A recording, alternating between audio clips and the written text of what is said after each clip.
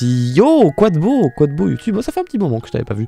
Bonjour YouTube, j'espère que tu vas bien. Aujourd'hui, je vais te faire une petite review de film. Pas de manga cette fois-ci, de film, ça fait longtemps. Je suis allé voir un film, bon, j'attendais qu'il y ait des films qui m'intéressent à aller voir au cinéma, et ben voilà. Il y a eu une annonce d'un film, voilà, que je m'attendais pas. Et du coup, quand j'ai vu la bande-annonce, j'étais en mode, waouh, c'est trop bien. Et je suis allé voir ce film, c'est Buzz l'éclair. Buzz l'éclair de Pixar, de Disney Pixar. Bonjour YouTube. Alors, Buzz l'éclair, qu'est-ce que j'en ai pensé? C'était trop bien. Voilà YouTube, j'espère que cette nouvelle review de film t'a plu. N'hésite pas à t'abonner. Alors, YouTube, Buzz l'éclair. Je suis content parce que j'ai vu le film. En fait, j'ai vu la bande-annonce. Et bon, la bande-annonce, j'ai dû la voir il y a 6-10 mois, j'en sais rien. Et j'ai tout oublié. Parce que quand j'ai vu le film, je me souvenais de rien en fait. Eh ben, je me rends compte que c'est ce qu'il y a de mieux à faire parce que j'ai découvert le film de A à Z. Qu'est-ce qu'il est rapide ce film. Pou du con, qu'est-ce qui s'enchaîne. On nous raconte quoi? Oui, parce que je vais juste prendre 2 secondes pour expliquer le contexte du film parce que j'ai vu pas mal de gens sur internet. Tu sais, les gens qui râlent sur internet, tu sais, 90% des gens sur internet qui râlent parce que eux, Buzz l'éclair, ils ressemblent pas au Buzz l'éclair de Toy Story. Donc clairement, c'est des gens qui n'ont pas compris l'intérêt du film, ou plutôt l'histoire du film, donc je vais vous la raconter rapidement. Nous avons pendant des années, nous, êtres humains, vu au cinéma, à la télévision, en cassette et en DVD, un film qui s'appelle Toy Story.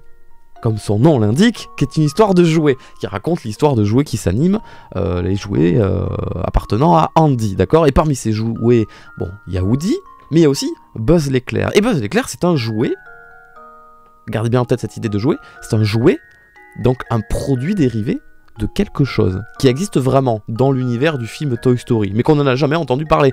On sait juste que Buzz l'éclair, voilà, c'est un astronaute comme ça et tout, et il fait ses aventures, et puis au bout d'un moment, il se rend compte qu'il est joué, et qu'en fait, qu'il n'est pas le vrai Buzz l'éclair. Mais c'est qui le vrai Buzz l'éclair?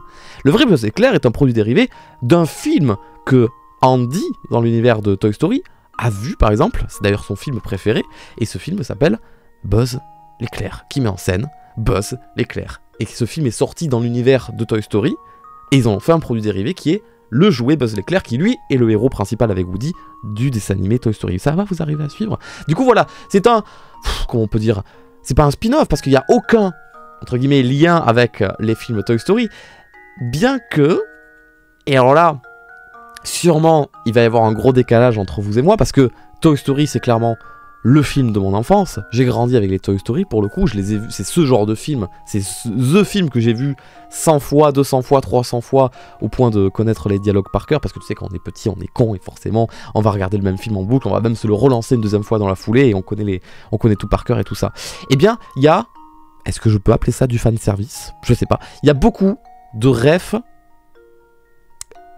au film Toy Story, que tu captes que si t'es vraiment un gros fan de Toy Story. Genre des répliques qui se répètent, genre des situations, genre des chorégraphies de combat. Alors j'ai été étonné de me rendre compte que, parce que Toy Story 1, 2, tout ça, je les ai pas revus depuis des années, mais je pense que c'est des films qui m'ont vraiment marqué quand j'étais tout jeune. Vraiment, ils faisaient partie de mes films préférés.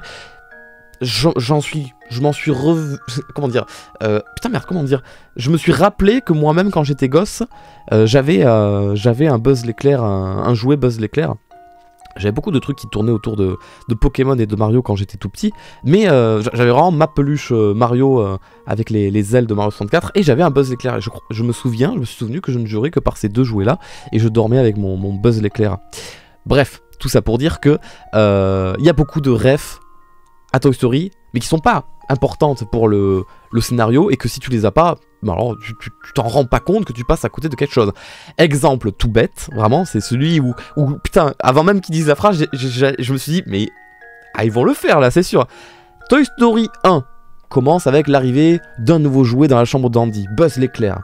Buzz l'éclair qui se croit être Buzz l'éclair, il a pas conscience qu'il a un jouet, il arrive sur le lit de Andy, tu vois, et il tâte le sol, et il fait... Buzz l'éclair à Start Command, répondez.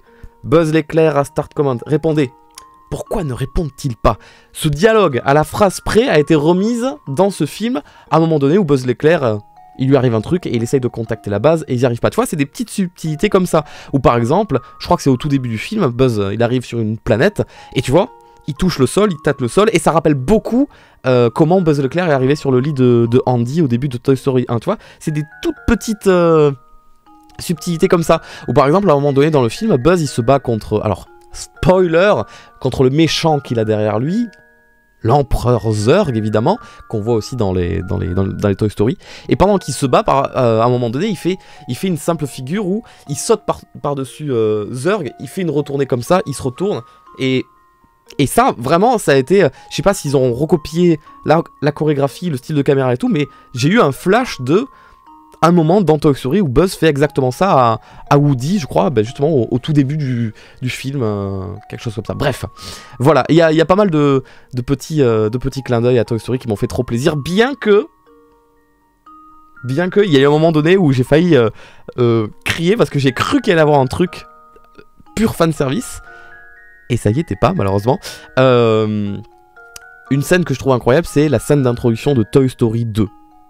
Je sais pas si vous la visualisez, Buzz qui vient de l'espace comme ça, qui tombe sur une planète avec une musique de ouf comme ça, il vole entre les cratères de la lune, et après il arrive dans la base de Zurg, avec plein de lumière, il se fait courser par un mur avec des pics, il saute à travers une porte qui a une forme qui se ferme avec des pics en forme de Z, il se retrouve dans une grande salle où il y a des petites plateformes qui flottent comme ça, il doit courir bong bong pour attraper une pile. Et en fait à un moment donné dans le film, il leur faut une source d'énergie, et ils arrivent sur une planète qui ressemble un peu, et de loin ils voient un trou au sol très éclairé. Je me suis dit oh putain, ils vont chercher la pile et tout, et ils vont refaire cette scène.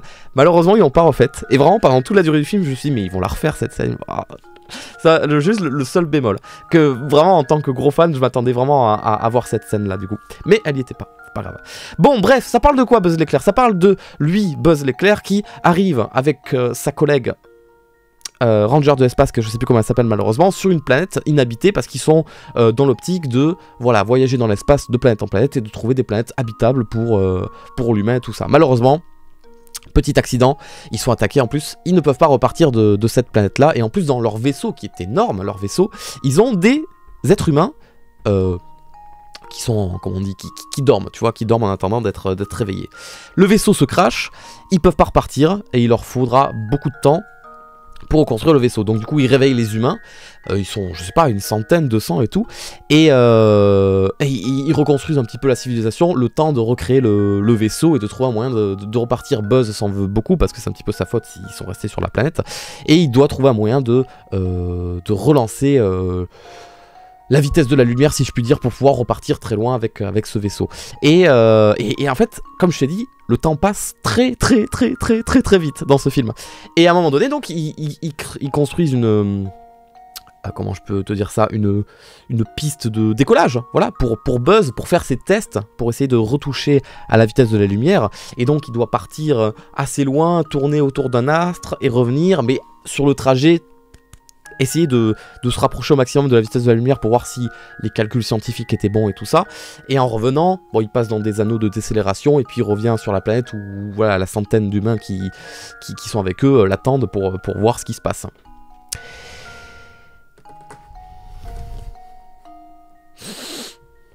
Bah je vais m'arrêter là. Voilà, parce que j'ai vraiment pas envie de vous spoiler le film. Et je trouve que c'était vraiment très sympathique. Et...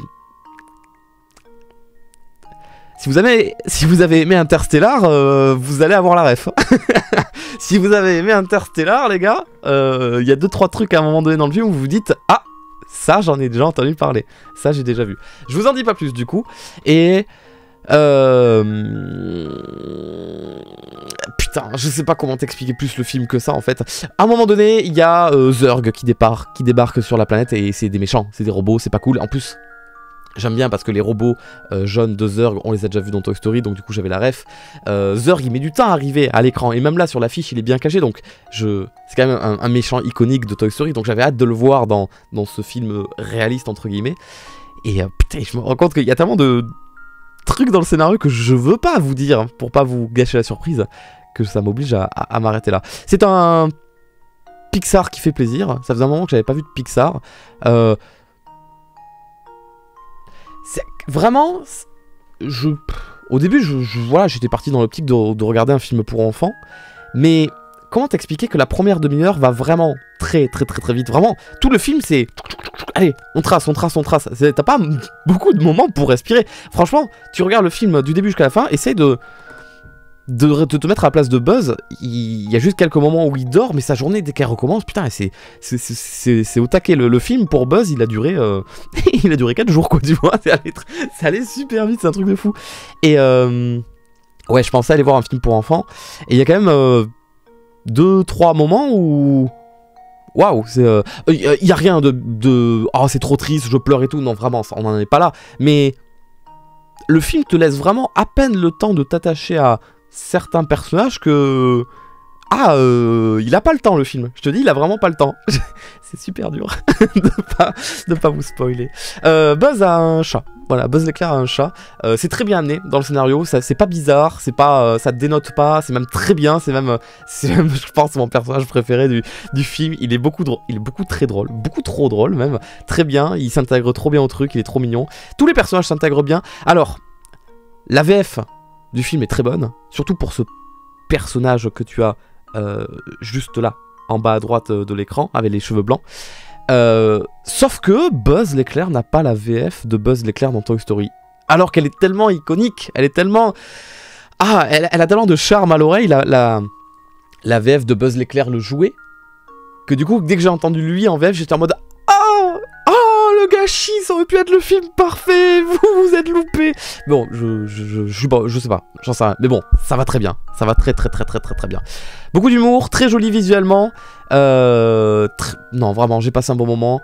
Franchement, il y a un moment donné où je sentais, je voyais le scénario avancer et je me suis dit, mais ça, c'est clairement la fin du film. Je veux dire, c'est bizarre, qu'est-ce qu'ils vont raconter après? Et en fait, j'ai regardé ma montre. Et il y avait presque 1h30 qui était déjà passée. Et je suis en mode, mais Et j'ai voyagé dans le temps ou c'est comment là? Parce que vraiment, elle est passée où mon 1h30? Il y a des films, des fois au cinéma, je les subis. Vraiment, c'est long, je pique du nez et tout. Buzz l'éclair, oh, 1h30 ressenti 14 minutes, hein, pas plus. C'était trop bien. C'était trop bien, j'ai trop aimé. C'est fou, à chaque fois que je vous parle d'un manga ou d'un film, je vous dis que j'ai trop aimé.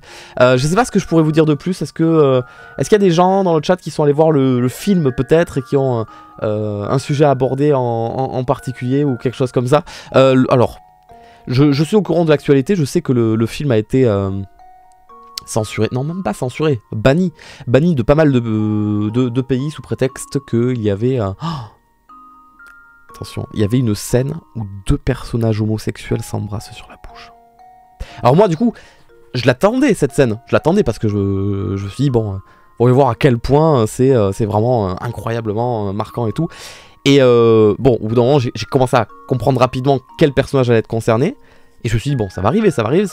Et puis c'est arrivé. Je crois que c'était le baiser le plus court de l'histoire du cinéma. Ça a duré 0,3 secondes. Et en plus, c'est même pas un baiser amené, agencé, tu sais, comme dans un film où il y a the scène de baiser. Ou non, c'est juste en mode... le personnage se croit, ils se font un bisou, ça n'a aucune importance, rien, c'est d'une rapidité sans nom. Et surtout que l'un des 2 personnages qui fait le bisou, on n'entend même pas sa voix de tout le film. C'est un personnage même pas secondaire, c'est un personnage... même pas tertiaire, c'est 4ème au rang, tu vois. C'est un personnage que on voit tout cumulé dans le film. Je déconne pas, 6 secondes. Et sur ces 6 secondes, il y a 0,5 secondes, c'est le bisou. Et je me dis, mais c'est quelle tristesse le 2022 pour certains pays. Putain, il y en a.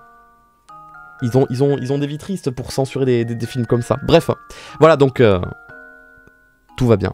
Tout va très bien. C'est pas exagéré, c'est pas hyper mis en avant, c'est vraiment très subtil, c'est mignon. En plus, c'est mignon, la scène est mignonne comme tout à ce moment-là.